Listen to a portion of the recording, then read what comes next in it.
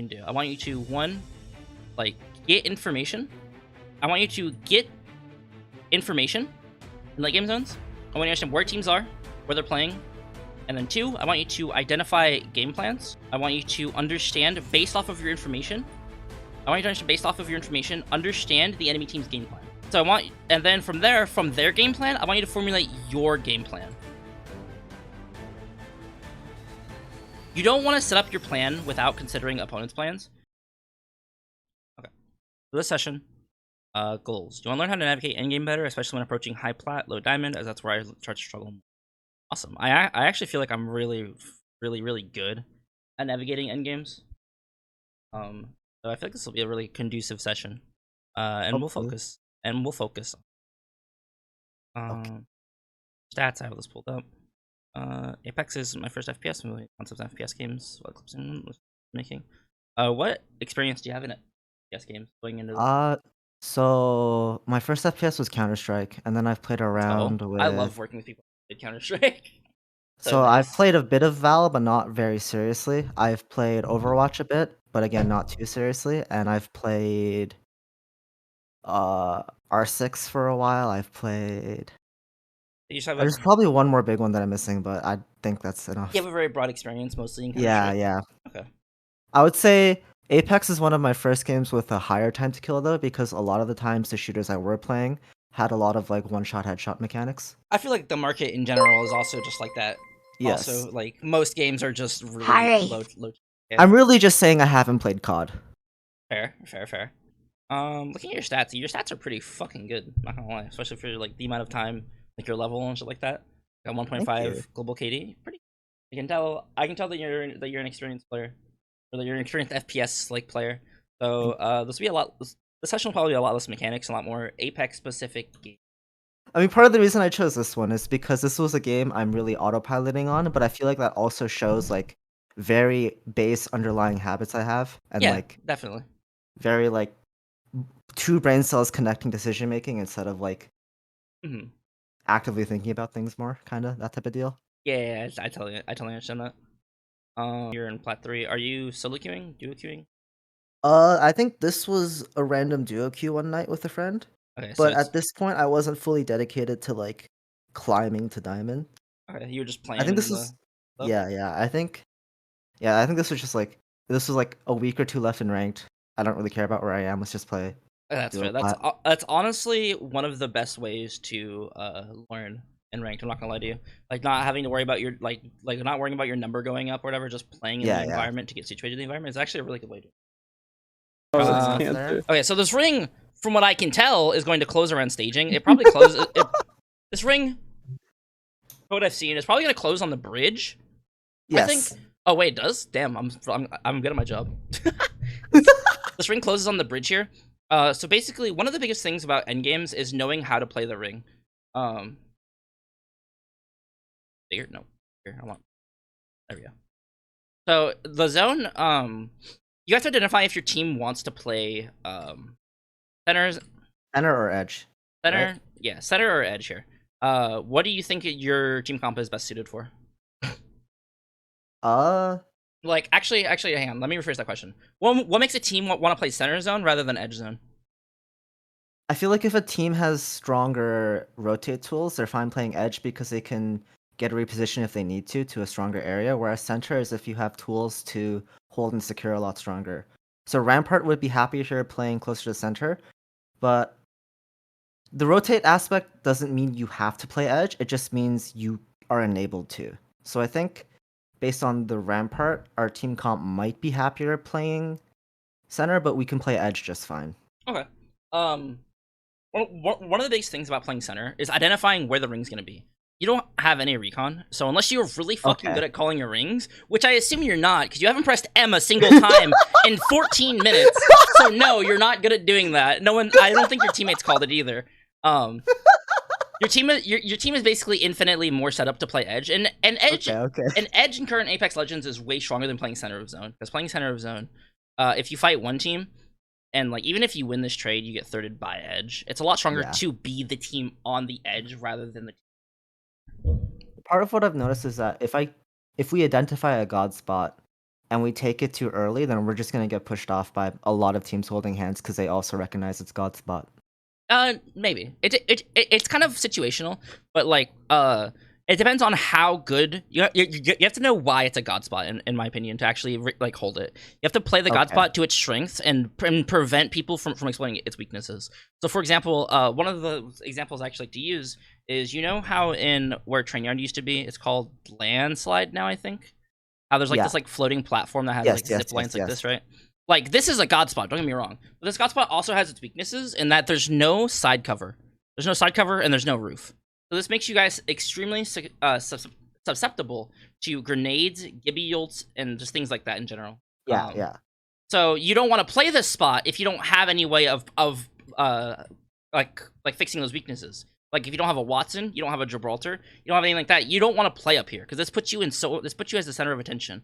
But if you do have those characters, you're probably fine to get up here. Someone Gibby ults you, you just throw a bubble. Someone Gibby ults you, you just have a Watson gen. Someone tries and throws nades on you, you just have a Watson gen, blah, blah, blah, blah, blah, you know? Yeah. And that's also why Newcastle can be really strong, because Newcastle can also, like, one of the weaknesses of this place is that there's no side cover. You pop a Newcastle wall down, boom, you got a fucking you got this shit now. Chilling. So it's just identifying why there are some god spots that essentially have like no weaknesses, but most of them at least don't have like a lot of them don't have like an open roof. Yeah. Or whatever. And that's actually one of the reasons why Gibraltar was so strong for a long time. Yeah. was because a lot of god spots could be mitigated and forcing out like another Gibby's bubble. And after that, you can use more resources. Yeah, let me know whenever you're ready. Could count down. What is? Do you have an RG? Do you have an RG Yes. crosshair? Are you just noticing now? I'm not looking at your crosshair. I'm looking at your decision making. I'm like, that's true. That's true. What the fuck? Okay. Please look at your inventory here. Like, you actively process. You actively sit here and process what is in your inventory. You have 60, 120, 240, 360, 420 light ammo. You have 420 light ammo? But I'm pretty sure around this point, I was gonna drop some for syringes and other things. You don't have syringes! Exactly, I need syringes. I need syringes and other things as well. Yeah. But my teammate calms me that he is low on light, so I was like, fuck. I'll just drop down and give him like a lot of my light. Okay, that's fair. But oh my god, your inventory management your inventory management overall could use a lot of work, because I know you've passed nades. I know you've passed nades. I want you to carry, especially for running like wingman like R3. Like if you're carrying like if the R3 is your primary weapon, just carry 240. Like, it's really like it's hard to carry 180, and it requires a lot of like like discipline to carry 180, like Hal does and like I do sometimes. But like 240 and then like one stack of one stack of other ammo, and then you can trade, and then I want you to like trade this out. So you have basically like what this is 60, 20, 240. So I want you to carry like 5 stacks of ammo max. So so like 5 stacks, and you can trade this out. You can go 180 and then 2, you know, like 2 stacks of whatever ammo. Like, just like you can split this however you want. You can go 4 stacks, 1 stack. You can go like 3 stacks, 2 stacks, whatever. But this allows you to open your inventory to carry extra meds. You can carry extra meds, you can carry grenades, you can carry extra cells, you can carry ultimate accelerants, you can carry a lot more stuff like that, you know? You know what I'm really wishing now? I wish I clipped one of the games where I carry an extra optic to micromanage which optic I want to use. That's also a good thing you could do. That's literally also a good thing you could do. That's also Most why people make fun of me for that. No, that's actually super smart. This is actually why R301 Wingman is super good, because you can throw the 2x on your Wingman and like snipe people with it. But then you also have the versatility of an R301, you know? Loading. Light ammo here. It's right here, please. The really important thing, especially because we haven't even gotten to Endgame yet, you know? We still haven't gotten to Endgame, which is the whole point of the VOD. But I still have so much more to tell you. Endgame is like 80% who has better resource management. Okay, it's like 40% who has better resource management, 50% positioning. You can throw with good positioning because you have dog shit resource management. And someone can beat you because they have good resource management. Arcstar, like grenades in general, are really, really powerful resources because you can't dodge anything in late game zone. Because it's just a small circle. Like, what are you gonna do? Strafe this way? Oh, I'm going this way. Like, there's nothing you can do. Grenades are so fucking broken late game, especially like hold on, I'll just drop. Even more so than they are normally. Like, they're already normally insanely good. Okay, if you want to get this guy ammo, you don't have to drop down. You can just throw it off the edge. Throw the ammo off the edge, you know. So you actually have the strongest spot in zone right now. You could argue that with the way the zone's closing, the train car is really, the train car is good. The train car has a lot of angles. You can actually zone out. Yeah. So like you can get shot from every side here. You have the strongest spot in zone right now. You have high ground. You have lots of cover to play. You have like two or three of these rocks. You're good. When the zone closes, you can just drop down. And you're playing Wraith. You actually win this endgame scenario if there's a team below, because you have, I believe someone has gold knockdown, and you have phase. You have I don't think you have heat shields, but heat shields would actually make it harder for you to live. Part of the reason why I chose this game is because I recognize this is a scenario where we are most likely to win, and yet we don't. Okay. We'll figure out why. It's like I said, it's like 40 or 50% Resource positioning. management and then positioning. Yep, it's split between positioning and resource management, and the other 10% is it can be luck. It can straight up be luck because if another team is like, we don't have a play, we're going for second, and then you just get aped and die, like, you know, that's kind of the whole like 10% like luck that's determined by mechanics / like what other teams decide to do. So let's identify where every team is. One of the most important things you can do is identify every team in a late game zone and know what they're doing. So you know that there is one team here on the bridge. That was Seer. Yep. I believe we spot one on train carts soon. If not, if we are already spotted or not.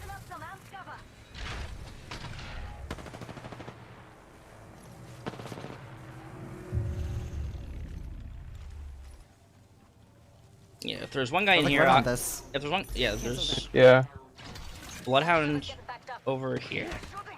Yeah. Yeah, so there's one guy in this train car. You can kind of assume that these guys are on the same team. You're getting scanned from down here. There's no way these guys are, like, you know, collaborating. So it's basically the same. So one team here. The other team, if the other team isn't over here, then they're on low ground, which is actually like the best situation for you to be in. Just hope you don't get greedy and lose your position. Especially because you have Rampart. Rampart is really good at making cover from nothing in the same way that like Newcastle is, because Rampart can throw our walls down and build and shit and like make cover out of nothing. It's really good in in-game zones because you play things that aren't normally playable. Why did you drop? Good question. You don't need to drop yet. Now this guy to your right has an insanely good angle on you. Like, you are getting an off angle, but this guy on the right, you have to be super wary of. I think you are, but like, this is a good off angle. Don't get me wrong, but I wouldn't have done this yet. I would have waited. Okay. I'm taking shots. Yo, can you come to me? Let's get this bomb. Get this bomb. What the fuck? What the? Come on.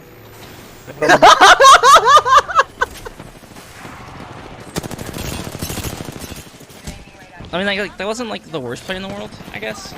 There's still another team there. Yeah. Okay. Yeah, the reason you lost this. Okay. I assume you guys die off this, right? Essentially, yeah.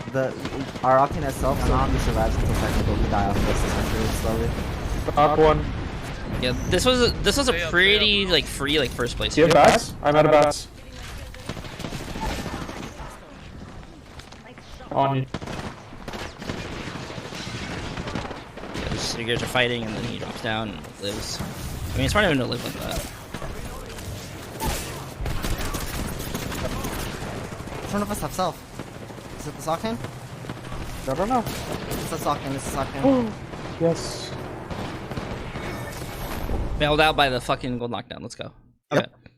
So essentially, I know that it's your random, and I know it's your random that's like padding up. But imagine if you, like to kill somebody, you don't have to run at them. You know, you don't have to be like, all right, I'm coming over to kill this guy. Like, imagine if you were still playing the truck here, to where your back wasn't entirely like, you know, this team's here. You know, you have to, like, an endgame zone is just micromanaging where every team is, which it sounds like a lot, but realistically, it's only you just have to understand the general game plan / position of where they are.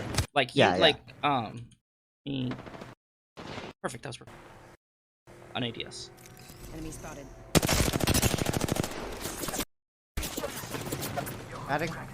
Adding. Like, on a good frame here. There we go.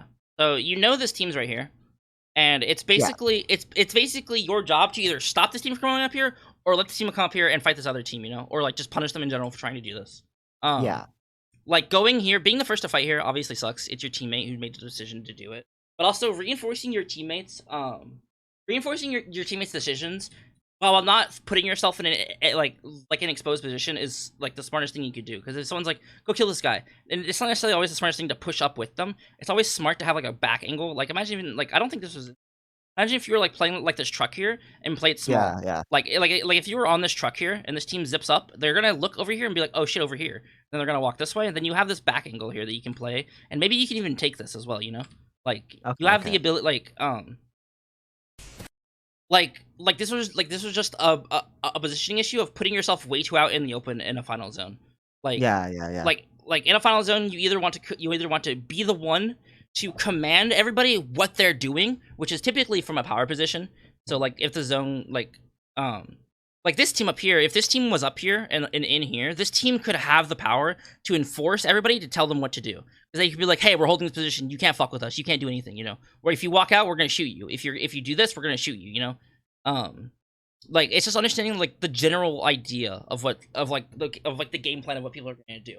You don't have to be specifically like the Bangalore is gonna go up here, she's gonna throw her smoke, she's gonna do that. It's just like the team's gonna walk over here. The team's gonna hold this. The team's gonna do this, you know.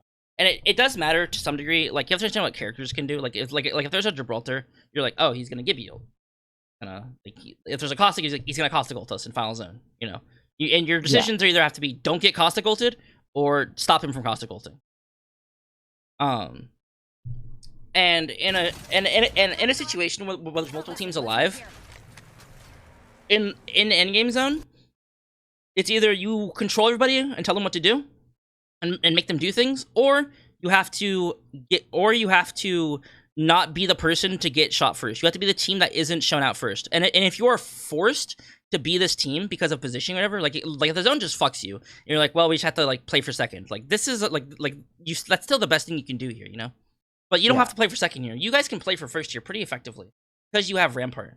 Like imagine if you stayed on this wall here and still played like your Rampart's walls that were right here, you know, and like shot this team and like provided effective cover. Even if you were here and you weren't like shooting this team actively, they still had to be careful of you. One of the most important resources, like resources, isn't just ammo and nades, right? It's not just abilities. It's also, I want you to think of attention as a resource as well, you know? Because somebody can only pay attention to so many things. That's also why Edge is really good. Because if you're playing like Edge right here, you only have to focus on the things in front of you. But if you're playing center of zone, you have to, you know, watch everything around you at all times possible. And that's not feasible to do. It's extremely difficult to do. That's why you have to narrow like your conscientious, like what you're doing. Because if you're playing like center of zone and there's a team right here and a team right here, you're like, okay, my attention is focused right here and right here. But instead of being like, I'm right here, I'm focusing everything around me, which just isn't doable. You have to break it down and understand like what you're doing or limit the options for what you can actually watch, you know?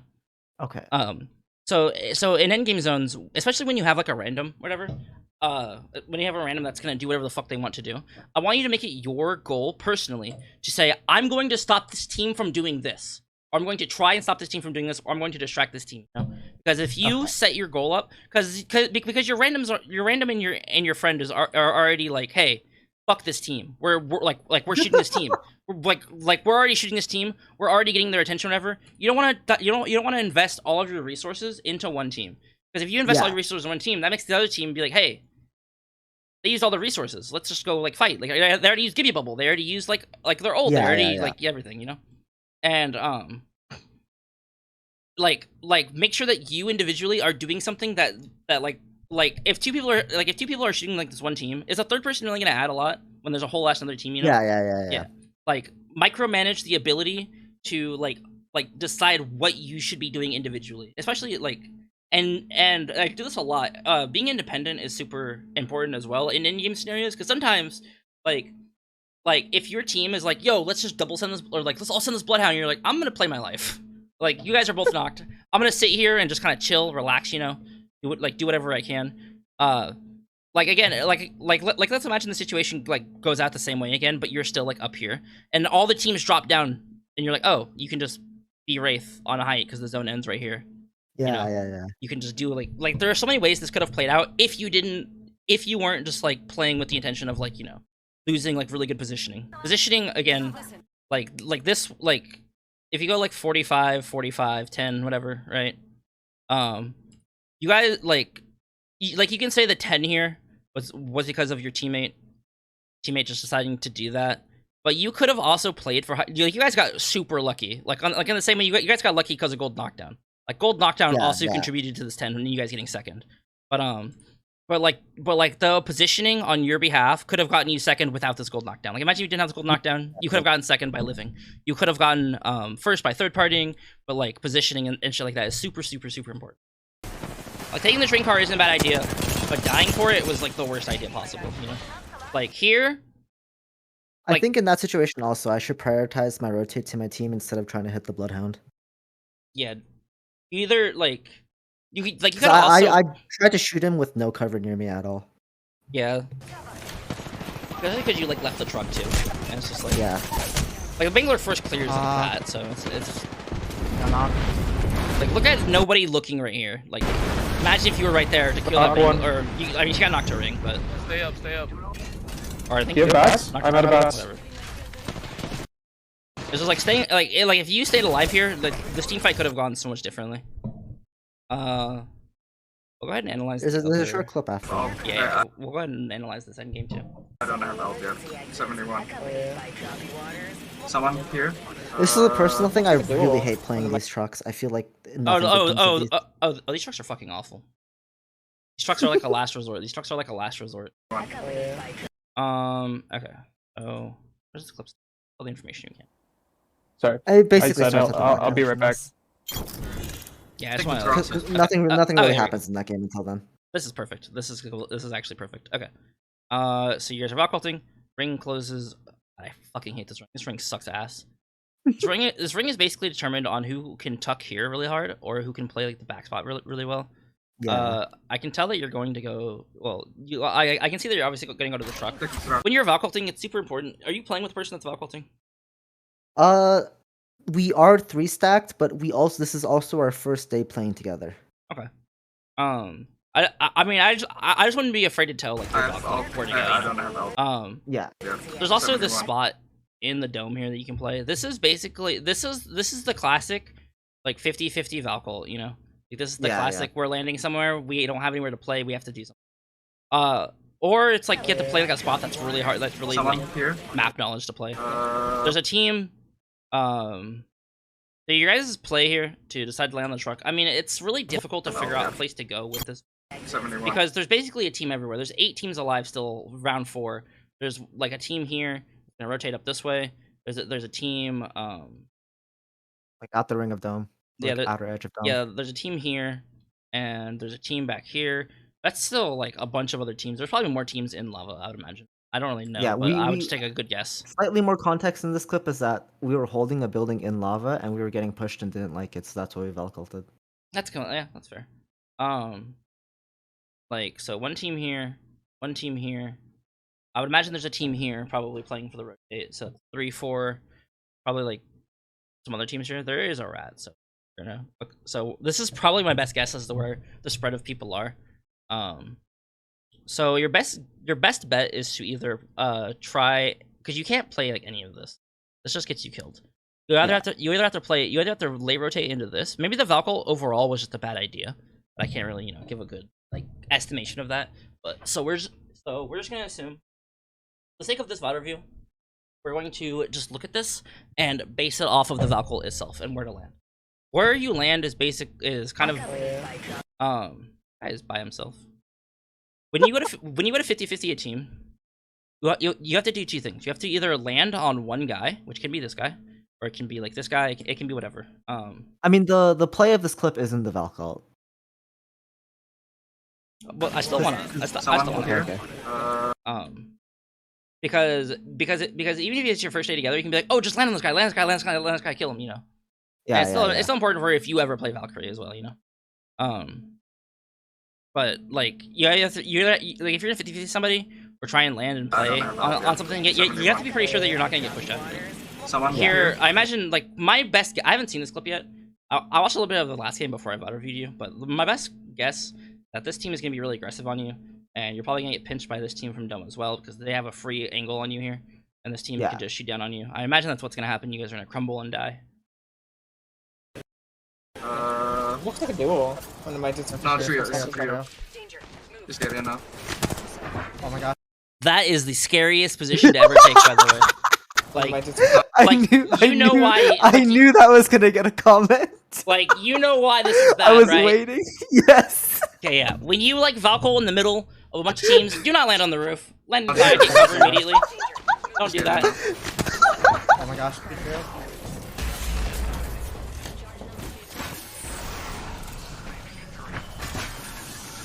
Okay. The front side of the truck is broken. Behind Good to play this. this. We're gonna play this. Behind these seats are safe if you as well. Seats. Yes, Our team's looking at us from Dome. yeah. So the biggest thing when it comes to a situation like this is you have to you have to identify which team is your biggest threat. Which team is the scariest thing to you right now? Like out of the teams that we know, like team here, some teams down here. Like which team is which team is the biggest threat?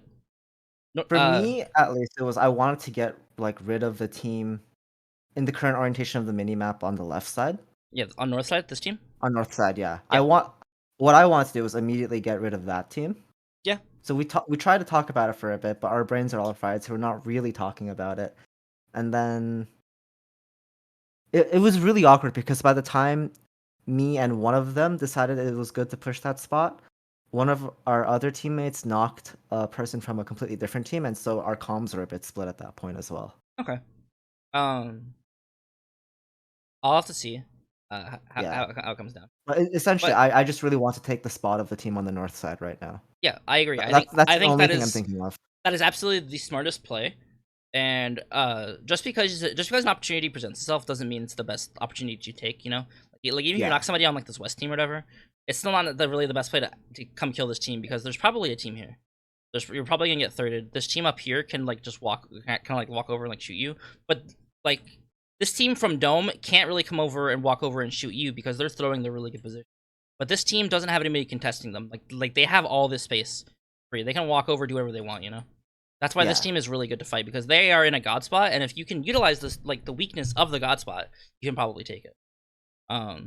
It's completely right to like worry about this team. You want to put the most resources into the team that is the scariest. Like obviously there's 3 people. If you split 2 and 1, 2 people focus on the scariest team. 1 person focuses on like the other like lesser threats. You know, but lesser threats are still threats. You know, they're still important to worry about. So I want to see like 2 of you guys like shoot this team and try and make an opening. Yeah, this is the safest. Like playing in this truck is gonna get you killed. Like no matter what, you're gonna die. You can like Good damage. find a spot It's really- for us it's with really your cheeky ult, angle. technically. Yeah, but where should I go? I feel like we have to. Oh my gosh. Go here actually. Probably. Yeah. There's a spot there. There's a spot there. I feel like we have to push that spot, no? Discount you. Careful. Hostile We're trying to make a fort up here. Watching here. I like Oh, this. there's right here. I knock one, what the fuck? Port's good. Port's good. Just take court, just take court. What the fuck? Wow, insane damage. One knock, They're really weak. They're really weak. one knock. One hit. There, another corner. thing. I Oh, wasn't no, sure oh if my it's more God. valuable that I play for Nice. damage or play for life. You're the best, Play, you're good the play, best, good let's play, go. good play. You can finish off.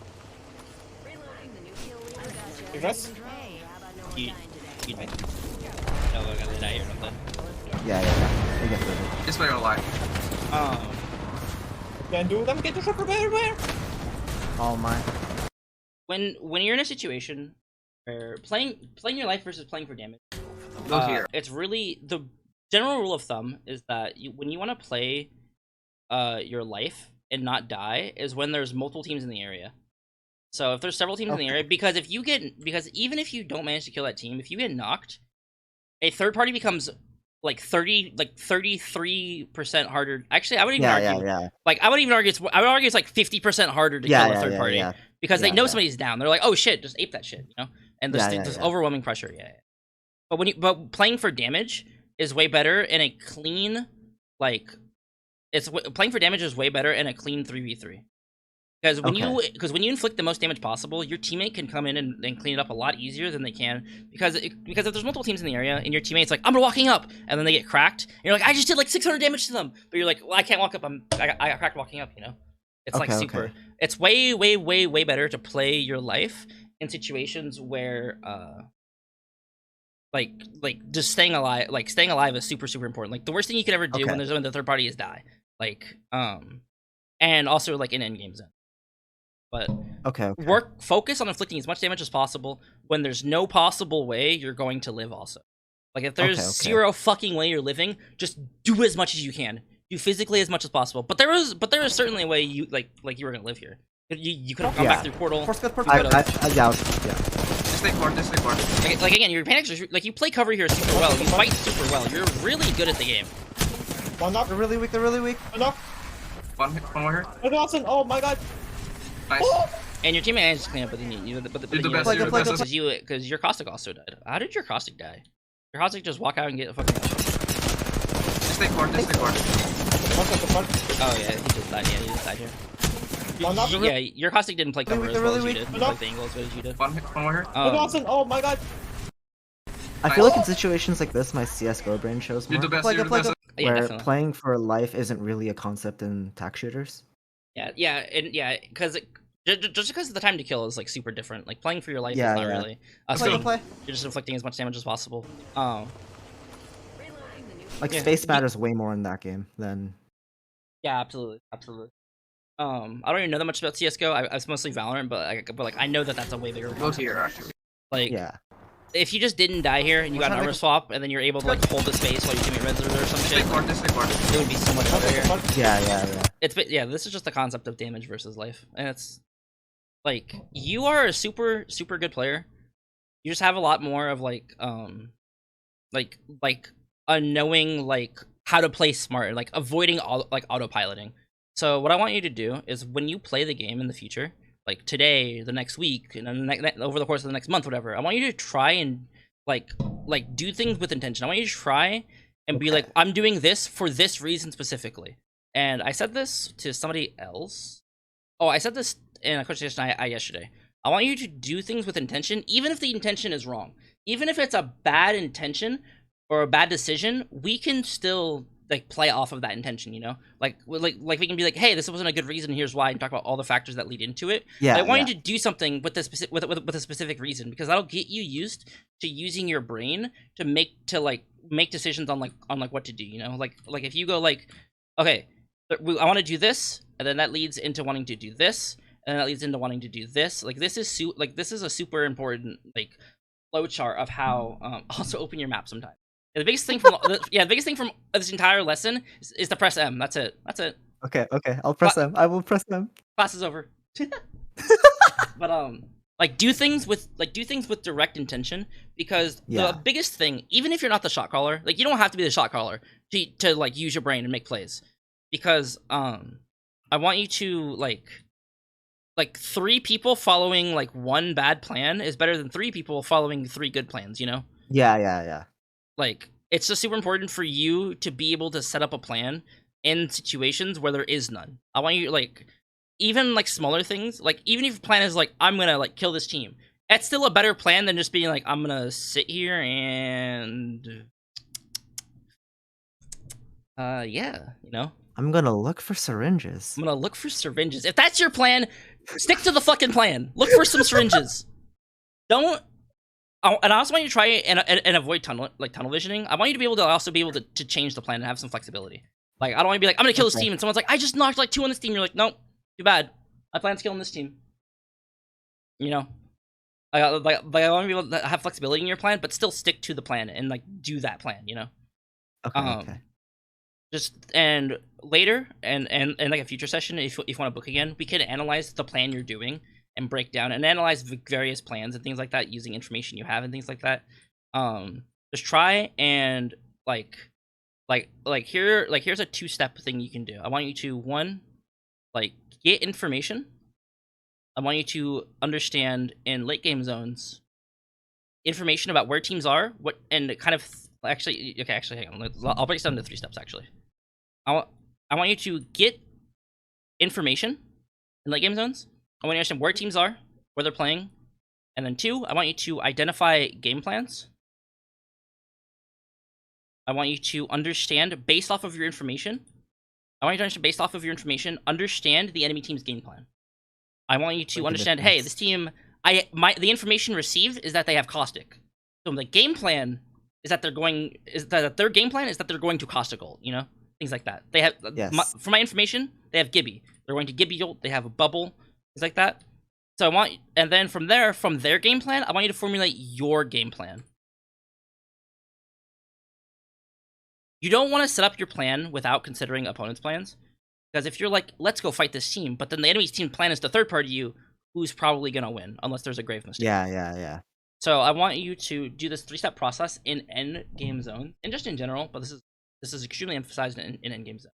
Try and figure out, like, use your, like, and information can be obtained, like, through your eyes. Like, you don't have to be like, Bloodhound scan this team. All right, now we know what they have. Like, you can just look with your eyes, see what they have, and see their positions and things like that. Then formulate rough game plans, and this does not have to be specific. This doesn't have to be, hey, they're gonna walk up. The Bangalore's gonna walk up this way. The Caustic's gonna walk this way. The Wraith's gonna go this way. The Wraith's gonna play this angle. And then this Bangalore is gonna like just get a vague understanding of what they're gonna. A general, like, think about, like, if you were them, what would be the first thing that comes to your mind? You know, like, are we gonna like if you're playing Caustic, I'm gonna Caustic ult this team. Things like that. Yeah. And then formulate your plan around that. Just try and use your plan to outplay their plans or stop their plans entirely. You know? This is starting to sound more like a MOBA. Goddamn. Every game, the biggest thing about video games is that in multiplayer games, the rules of the games do not change. They are different, but they don't change entirely. So if you play League, come into Apex with a different understanding of how abilities work. You'll understand concepts like kiting, ability usage, things like that a lot more than somebody who just played, I don't know, like, I guess CSGO, for example. Like somebody whose Apex is their first FPS is probably gonna have a better understanding of macro than somebody who necessarily plays, like, I mean, I guess, again, like CSGO. CSGO has a lot of macro in it, but it's a different type of macro understanding. Yeah, agreed. And I can definitely see that, like, from your mechanics, again, you're a really good player, but just the understanding of how the flow of the game works, especially in in-game zones, like your team fighting and everything is, like, perfectly fine. You are, like, a really good player, but this is just what I want you to focus on for the next week, month, whatever. And then later in future sessions, we can break down how you obtain information, and we can break down how you identify game plans, and we can identify how you formulate your own plans. You know, I would go over it now, but that would take another hour and a half. Yeah. That would be a lot. But just focus on this now. Even if you fuck up and do it wrong, you're still learning. You have to fail to succeed. So even if your information is wrong, even if you're like, I want to figure out what this team has, and you die doing it, and you're like, oh, well, you now know in the future to be a little bit more safe for the information. If you incorrectly identify someone's game plan, you can be like, oh, they're not actually going to do that. They have another character. Like, I didn't consider they had Valkyrie. I didn't realize they were just going to fly in the air and then come third party. Things like that. And then your plans can be... This is the hardest part. Formulating your own plan. This is the most difficult part. But, again, one bad plan, better than 3 good plans. So, focus on making these, and then in the future we can analyze all of the stuff and, break it down. Do you have any questions?